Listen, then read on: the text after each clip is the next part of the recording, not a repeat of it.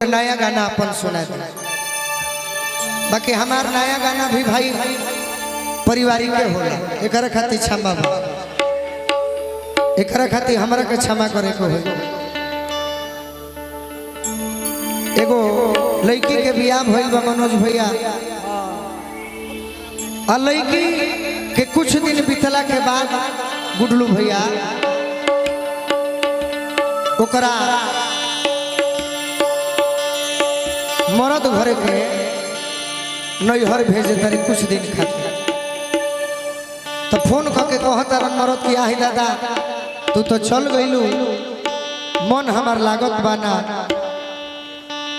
ये हमारा Prakash solar Ekma battery inverter लेने के लिए संपर्क करें।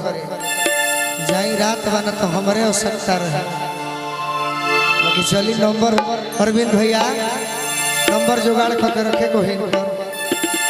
एगो गाँव में हमारा पौधे जी बड़े पौधे जी इन्वर्टर बैटरी बेचे ले बड़की बड़की कचड़ा पौधे जी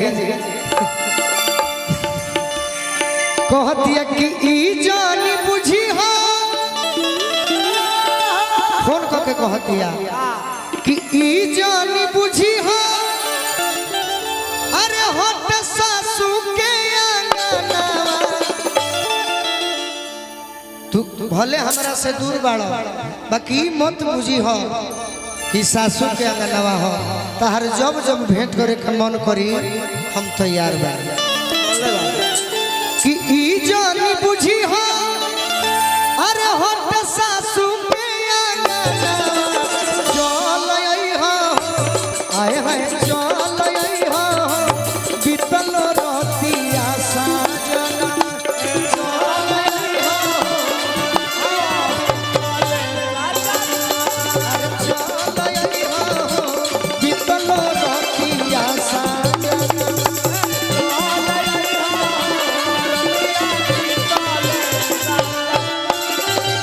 ई जानी बुझी हो,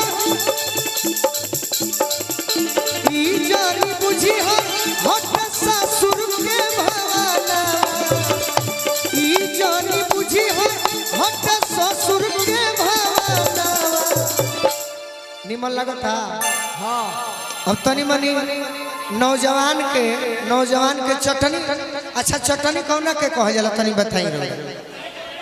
ना ना ना चटनी ओकरा के कहल जाला जौना में ढोढ़ी होके, चोली होके, साया होके, लहंगा होके, फाड़ देव मुआ देव उहे चटनी बुझला के फिर निमन सोचब तो यह चटनी हो जाए। हाँ हाँ एक बार कि ई मत बुझी हो, अरे होत ससुर के भावना चल आई हो, आय हाय चल आई हो, मनवा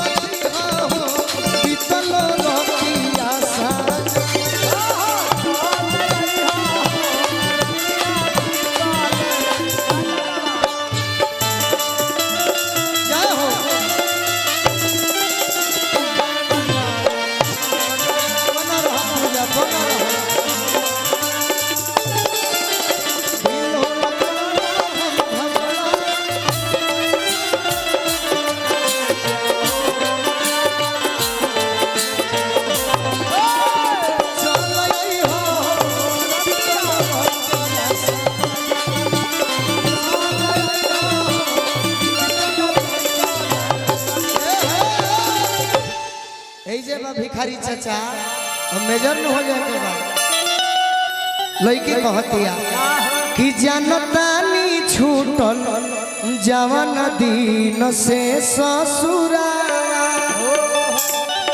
ओही दिन से दिलवा तहर टूटल, ओही दिन से दिलवा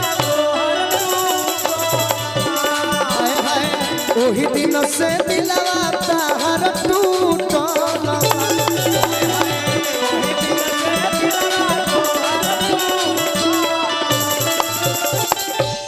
कि जानतानी छूटल जवान दिन से ससुरावा ओही दिन से दिलवा ताहर टूटल और का कहतिया कि भल ही हम देह लेके आ गईनी नैहारवा बाबा अब बाकी दिलवा तोहरे से जुटल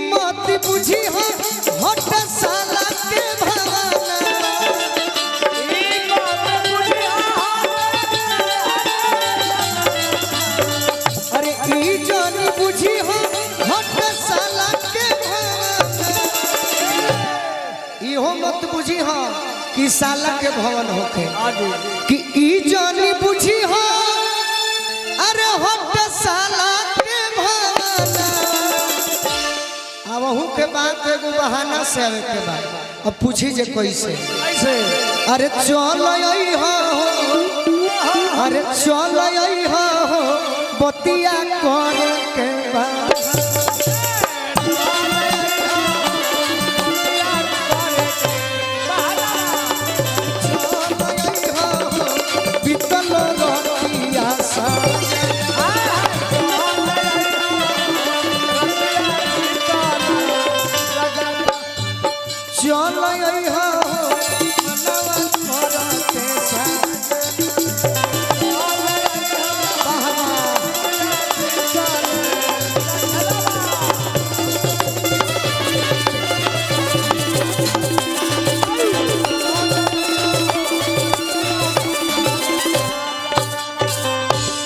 के पुरस्कार मिलल बाकी एगो गाना कतना दिन से सोची कि ना गाई बाकी है गावत